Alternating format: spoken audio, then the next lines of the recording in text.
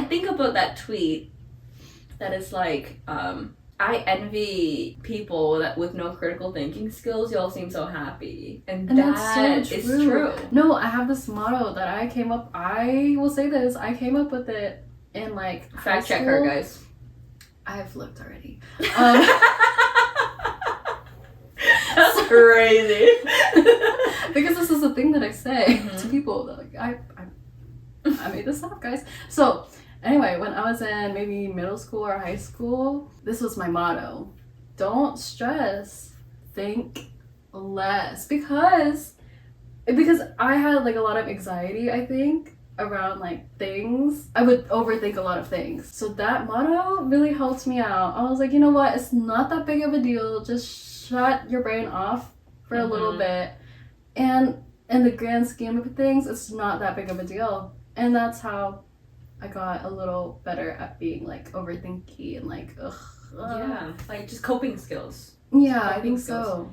I think that's good though, because I feel like coping have had like a negative connotation.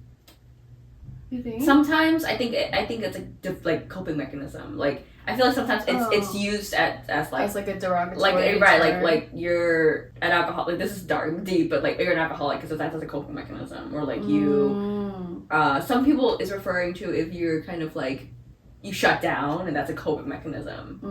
You know, but I actually think learning to cope is very important. Like that's actually how you can have a very healthy life. And obviously, because I think if you go too far, because you know, obviously there's a spectrum on everything. So if you just like shuts down completely, that's not what I'm talking about. Yeah. But you know, but if you're like able to be like, okay, this is happening, like, and you find ways to be able to work through it.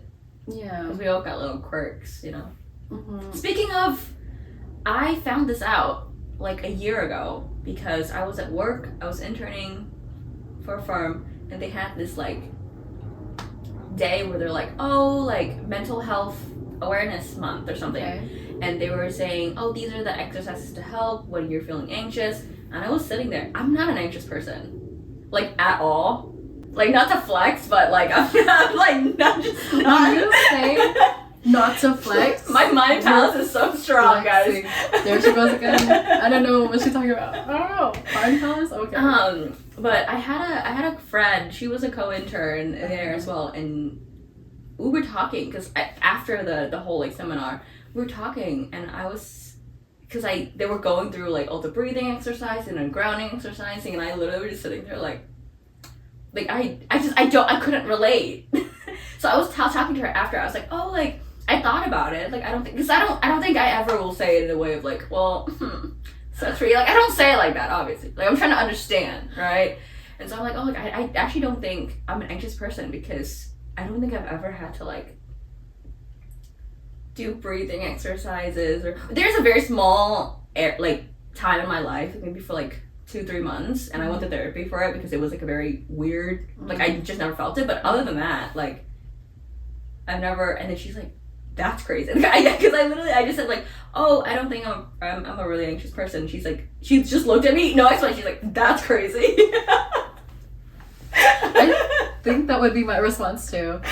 And because I thought about it, I started thinking about it, and I told her, and then I started telling you and like other people because I started explaining like my thought process if I encounter like a problem or a crisis, and then every single person's response was, "You're a psychopath," and I'm like, well, okay, except for one of our friends. She said, "Oh, I think that's fine." I'm like, wow, thanks.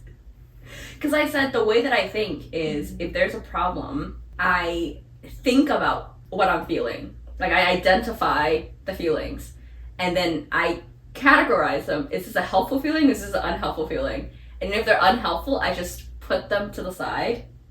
Yeah, like I'm able to do that. Like I'm able to just like compartmentalize them, and then if it's a crisis, right? So I'll see, okay, what can be done right now? And so I'll just do things to help fix the situation. Because in my mind, I'm like, well, I can feel those things. Because it's not like I'm like, I can feel those things, but later. Like that's not important. But by the time I resolve the crisis, they're no longer there. So I don't feel. I didn't realize that this is not common. So when I start thinking about it and I tell people, they're like, that's weird. That's suspicious. No, that's odd. And no one I know. I think like I know one person that thinks like that, and that's it. You too now. Yeah, and the thing is that like I'm very good with my, you know, aside from the crying things, maybe I'm exposing myself. That's a long time ago. But like I'm very good at recognizing my feelings and acknowledging them, and like I don't suppress them. So it's not like I just don't feel them. It's just like I know, but I don't get, it doesn't control what I do. If that makes sense. Yeah, your emotions don't control you, basically. Whereas most people, it's the other way around, I think. Because for me, I think I'm very emotions driven. Like I think I do. I think you, like you said, you're more logical. I think I'm more emotional. Yeah, but I also think you're logical too, though. Like I don't know if, because some people are emotional, and that's driven by, and the emotions are driven by insecurity. You know what I mean? But if you're secure and you're, so you know what I mean, like, because I don't think you get peer pressure into doing things either. I used to, right? For sure. But like ever since I know you, I don't think that's really. Yeah. I think we all do, you know, but it's course, not. Yeah, but it's not. So that's what I'm saying. So like, it's like you can still be like, no, I don't want to do that, and you don't. That's true. You know, like, so that's what I feel like. That's true. I think I have grown, yeah. though, because there was a point of time where I was just like, say yes to everything, and like, well, I don't know, though. That's what I'm saying. Because I specifically remember this time when I was in elementary school, go back to elementary school again, where we were in recess, and this one girl was like, oh, you have to play with, like, be this role in this role play that we're doing, whatever. It's just like so weird. And or else I'm not your friend anymore. And I was like, dude, I don't want to do that. And I just walked away. I was like, okay, guess we're not friends. So I think it was like a curve for me. Like, I think I was very like secure and like I got my boundaries. Like, don't.